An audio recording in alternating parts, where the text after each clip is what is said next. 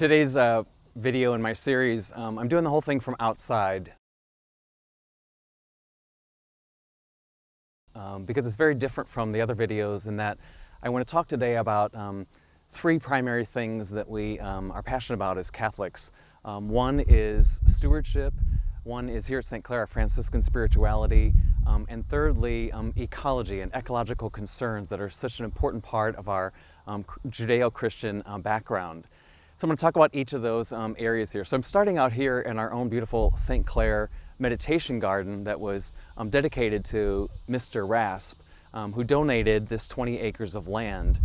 And as I look around here, as a matter of fact, behind me right now on this August summer day, I just noticed several hummingbirds back here and all kinds of bumblebees who are all giving praise to God, doing what they're called to do in their stewardship of these beautiful plants that are created here for this meditation around St. Clare. So in terms of here at St. Clare, the stewardship that comes to mind are our parishioners who are such faithful stewards in so many ways.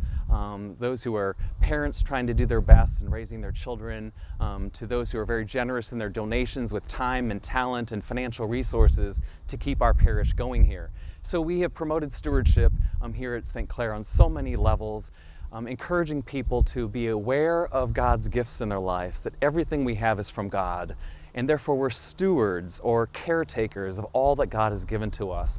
And as God is so generous to us in giving us everything we have, so too as stewards, we're called to respect and appreciate all that God has given to us, use it wisely, and share it for the good of His church and for those in need. Specifically, I want to mention a couple people who have been such good examples of stewardship that have allowed us here at St. Clare to be where we're at. And one is Mr. Louis Rasp, who donated this 20 acres of land that we have that was his farm, and we continue part of his farming tradition here in some of our gardens that I'm going to talk about a little bit later. Another great example is Mr. Russell Toman Sr. and his wife Eleanor and the Bank of O'Fallon, and the incredible legacy gifts that they have left for St. Clare as well. They are just a couple of many, many examples of our parishioners who have just given so generously of their time and talent to have what we have here at St. Clare, not for ourselves, but for God's glory and evangelization and promoting the kingdom of God for others. Now, I want to talk a little bit about this concept of ecology because sadly, when we talk about ecological concerns or just ecology in general, in our country, at least here in it's 2020, it's become this divisive political issue, which is so sad in a sense because concern for God's creation, stewardship of the planet Earth and the cosmos, the universe, is all part of our spirituality based in biblical teachings on caring for God's earth. When we think back to the book of Genesis, how God created all the elements of creation, and every time He created something, He says, and it was good.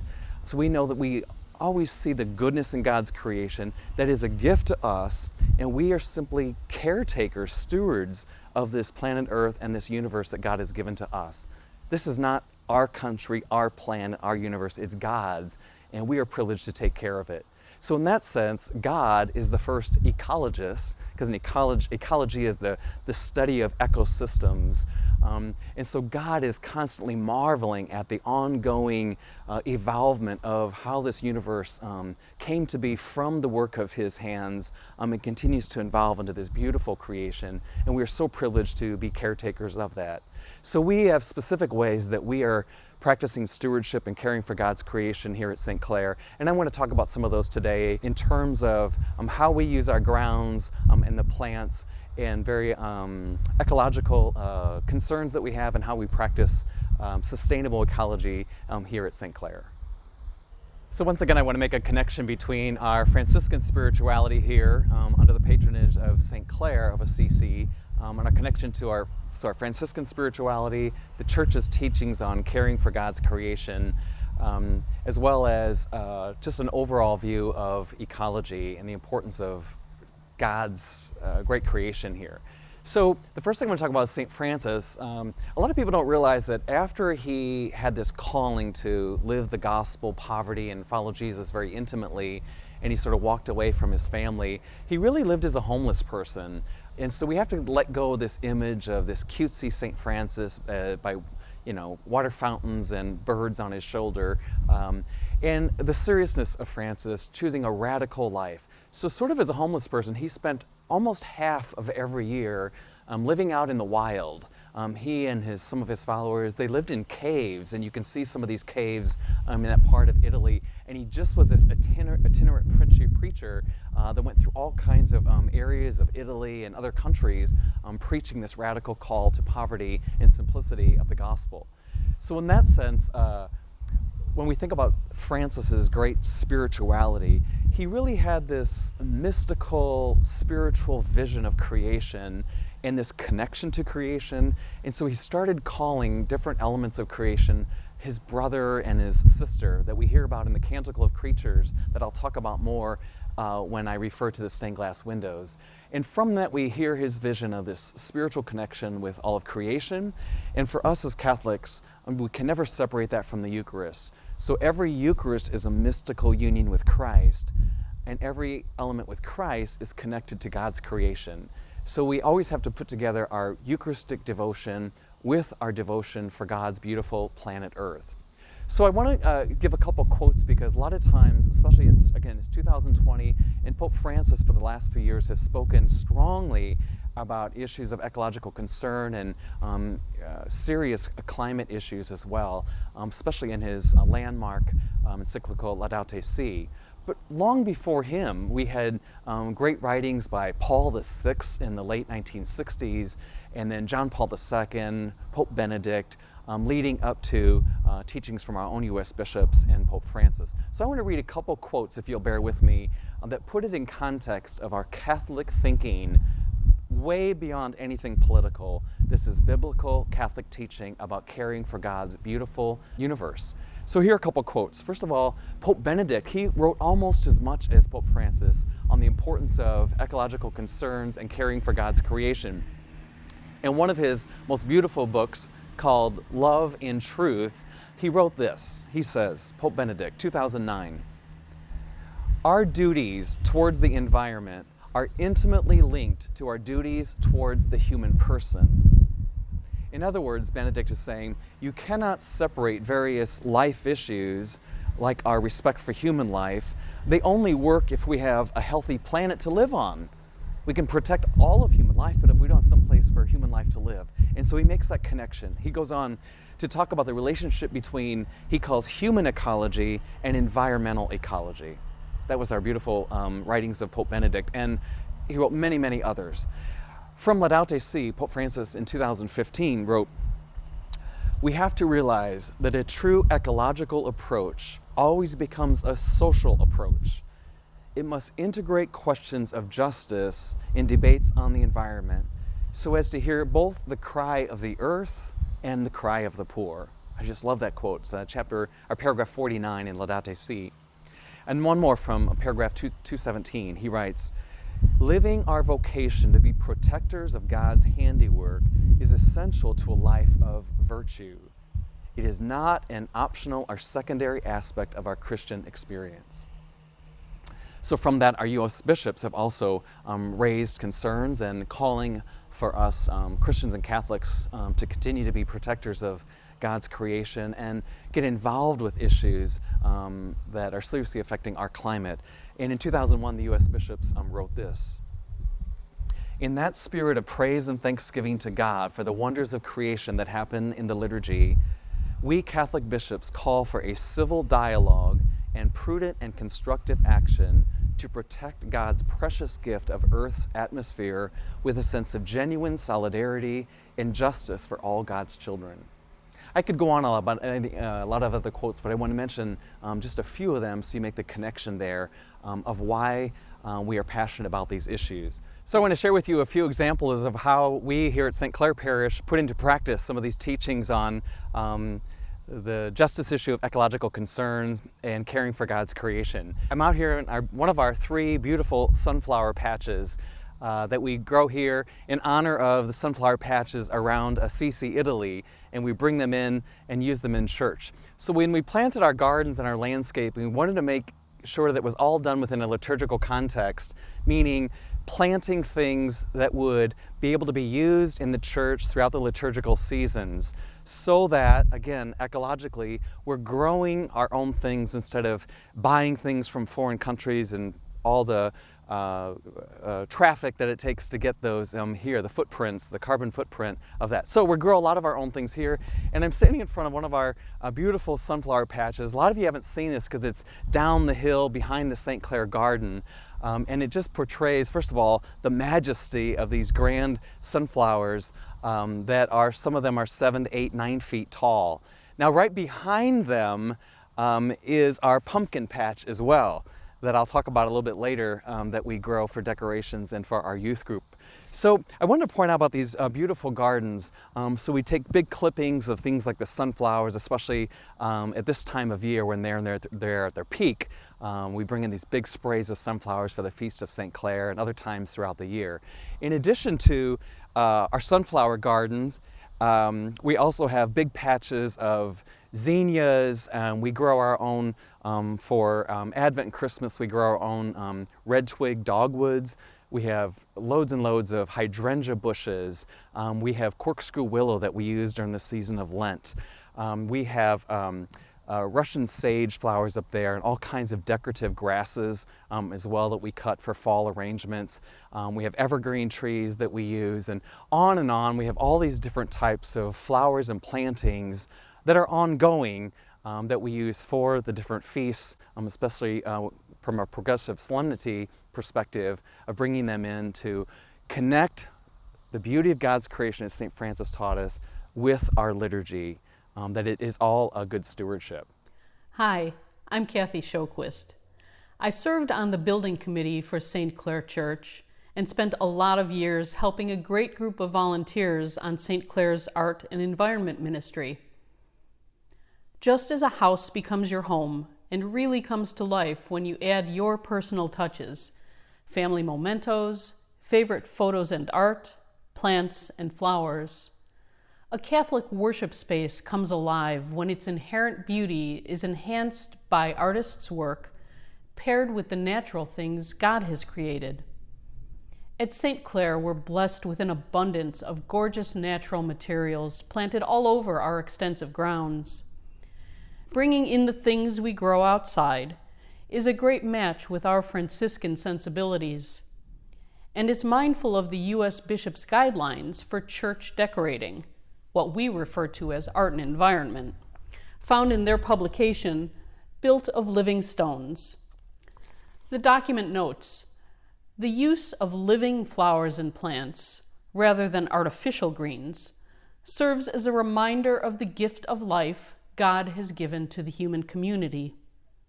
In other words, silk is for vestments, not for floral arrangements. By bringing the outside in, we help parishioners make a visual connection between the natural world that God has created and the space we've created to worship Him. St. Clare's creative art and environment installations help connect the secular calendar's seasons with the liturgical year. It's a labor of love. We harvest and haul in pumpkins and gourds to reflect God's bounty in the fall. Towering pampas grass calls to mind our royal heritage for the feast of Christ the King. Bright, simple sunflowers reflect the sweet humility of our patroness, Clare. You'll see bare, curly willow limbs in the barren season of Lent, fresh-cut evergreen branches, and yes, boughs of holly, decorating our halls during Advent and Christmas. All throughout the year, art and environment ministers join the parish gardeners and play in the dirt, cutting and arranging everything from lavish lilies to ornery okra, in celebration of God's endless bounty and beauty. Although so much work happens behind the scenes, art and environment is a parish ministry that impacts every visitor that comes to our church. Thanks to the good many stewards offering their time and talent, our church brims with beauty like a beautiful vase, complemented by a perfect bouquet. Just take a look around at the amazing raw materials God's given us. You've seen the beauty of the grounds and gardens all around St. Clare. Next time you're inside the church, be sure to also notice the thoughtful placement of plants, flowers, branches, trees. Who knows what you'll find? If you like to work with beautiful natural materials, join the ministry and share your time and talent with the parish. And if you need any materials to work with come next Palm Sunday, give me a call. Another beautiful area of our church gardens that many people don't see is down by our retention pond, our little lake, if you will, that's stocked with some great fish. That has other elements that we use in the church as well. One of them is some of the cattails from over this area. And I'm down here on this east end of the lake. It's sort of some of our willow trees are down here. And one of the particular trees we planted were, the nickname is corkscrew willow. I'm holding a branch here. Many of you might be familiar with this. Sometimes it's in flower arrangements where the willow is actually grown in sort of a twisty corkscrew sort of a way. And we harvest these in the spring for the season of Lent, when they represent sort of our prayers rising up to God during that beautiful Lenten season that focuses on prayer and deepening our spirituality. So over here we have other willow trees, the weeping willows, and we got these other beautiful river birch trees out here, and lots of different oak trees out here. These are all planted by one of our great, the head of our groundskeeping, and that's Bill Matzker, who has such a love of creation, and he and his team do so much incredible work. All of our grounds, the groundskeeping is done by volunteer parishioners who care for our gardens, and mowing the lawns and trimming all that it takes to keep these going here. So next time you see decorations in church, be sure to notice how most of them come from our own gardens, and take time to walk around our grounds if you can, and come to appreciate first of all the beauty of God's creation, because that's the purpose of all these beautiful grounds. One is to encourage prayer.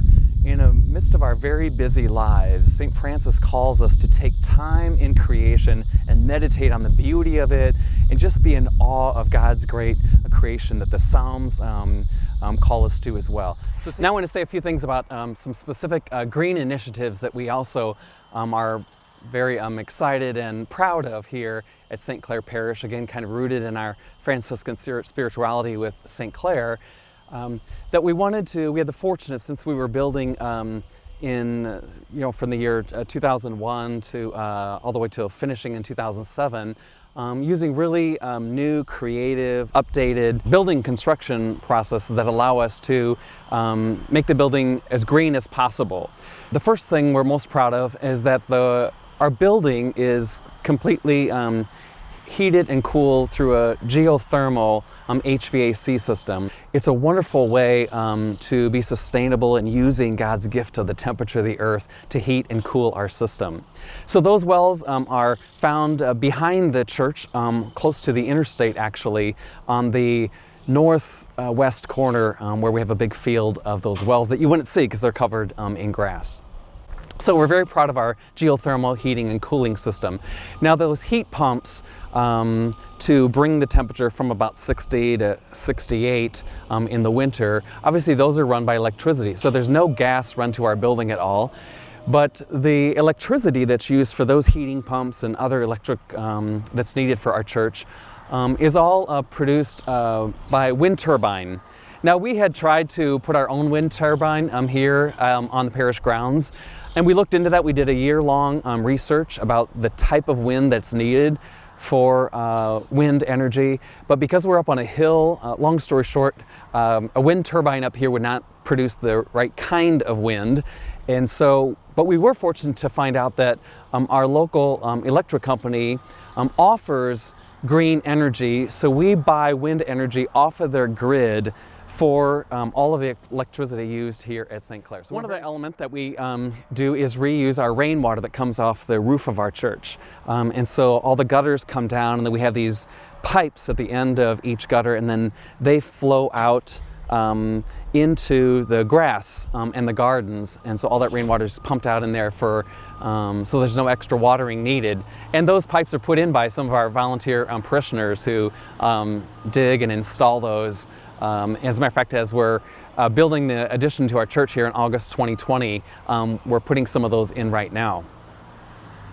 One other element is the construction pieces that were used in the construction of the church, meaning we did a tilt-up wall construction process. So all the walls of the church were made laying flat on the ground, but they were constructed with sustainable materials and created with a type of thickness and concrete and stone that also keeps the energy in the building and the heat out as much as possible. One more element is the new roof that we recently put on the church here in 2020. And this roof material, it's actually a steel product and it's coated. First of all, I'm excited about it because it has a 50-year warranty against all wind and hail and storms. Secondly, it's goes with our green initiative in that this particular type of roof brings the temperature of the roof down about 10 or 15 degrees, again saving us in heating and cooling. And we're just fortunate that this, while it doesn't look like steel, it's actually, we found this particular style that's in the shape of Italian tile that you would often see on the churches in Assisi. So we love the look of it and also that it's green and helps save in heating and cooling. So I've been talking about all the great things our parishioners do here at St. Clare, and I want to wrap up in this, this session on asking you what you want to do to also add to sustainability and Franciscan spirituality and care of God's beautiful creation, and ask you for your ideas and getting you involved as well. And I'm going to start by inviting parishioners to continue to find ways to practice sustainability and ecological practices in your own homes and in your own gardens, planting more flowers and vegetables that benefit your own life and also add to the ecosystem of God's creation. So I'd like you to think about some ideas that we have. One of my dreams, perhaps, but I want to ask your opinions on that, is one is possibly having an apiary and training some of our parishioners of how to raise bees and the beautiful spirituality it is of bees and how they contribute to so much of God's ecosystem as well. Another possibility is using some of our grounds for maybe solar panels that we could contribute then to the larger community and feed back into the grid from which we're taking our wind energy from. Other possibilities is adding more vegetable gardens that perhaps are getting our youth more involved in planting vegetables and fruits that we could then contribute to the local food pantry, our own soup kitchen as well. There's so many possibilities. Another one is adding more meditation gardens around our campus. Having some beautiful stone statues maybe to our Blessed Mother, St. Joseph, St. Francis, and create more meditative space for our parishioners to spend time in God's creation while also praying and developing a devotional life as well. Our possibilities are really endless. Even though we love all the beautiful open green fields and the Christmas tree farm that I'm standing here, we have 100+ trees that we planted for use, eventually cut and used in our Christmas decorations. There's so many possibilities of what we could use our grounds for. And so I would like you to think about and pray about the best way to use this, and together we can collect our ideas. All of this is for God's glory and honor, as all of our liturgy and the work of our hands is about. And I'd like you to think more about what can you contribute to caring for God's beautiful creation so that we pass on the great spirituality of Jesus himself, God our Creator, who gave us this beautiful planet Earth, and St. Francis, who spent so much time in the outdoors just in praise of God's glory and honor.